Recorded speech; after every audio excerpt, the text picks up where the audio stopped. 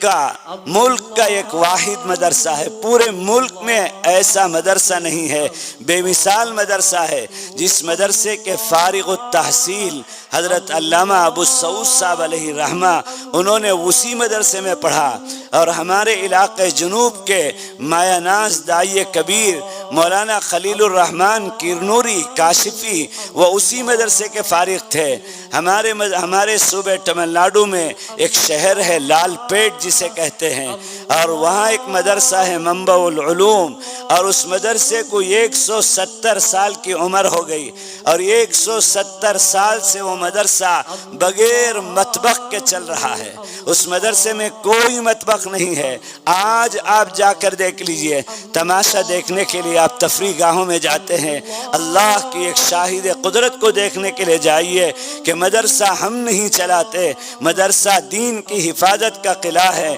اور دین کی حفاظت کا ذمہ اللہ نے اپنے ذمے لیا ہے۔ یہ مدرسے اللہ چلاتے ہیں، 150 سال سے زیادہ عرصہ ہو گیا، اس مدرسے میں آج تک مطبخ نہیں ہے، اس مدرسے میں آسمان سے کوئی من و سلوہ کا دسترخوان نہیں اترتا۔ اس مدرسے کی ترتیب یہ ہے کہ اگلے سال میں شوال میں داخلہ لینے والے حفاظ اکرام کے لیے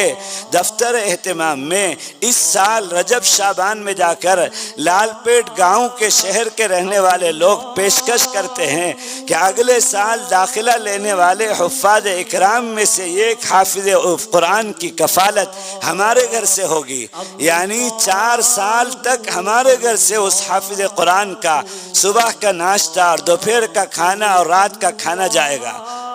اور اسی طرح سے